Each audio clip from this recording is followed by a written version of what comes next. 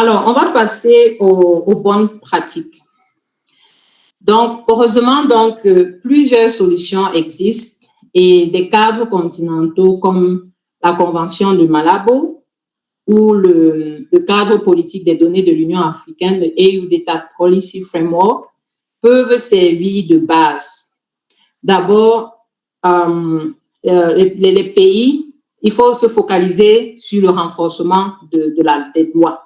Certains pays montrent l'exemple, comme l'Afrique du Sud dont on parlait avec la loi POPIA. Vous avez le Rwanda, le Kenya ou encore le Sénégal.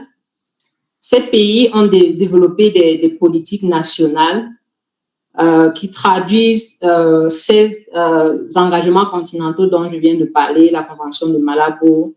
La Convention de Malabo, en fait, est axée sur la cybersécurité et la protection des données personnelles. Et de même, le cadre politique de l'Union africaine a défini des guidelines, des standards pour la protection des données.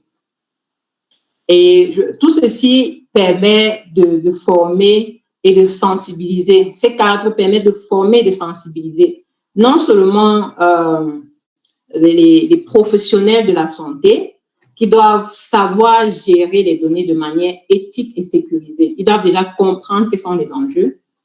Les patients également doivent être informés, notamment dans les zones rurales. Et l'un des composants qui est souvent négligé, c'est les développeurs de ces outils numériques, de ces solutions. Ils doivent également être formés à pouvoir intégrer la protection des données dès la conception de ces solutions.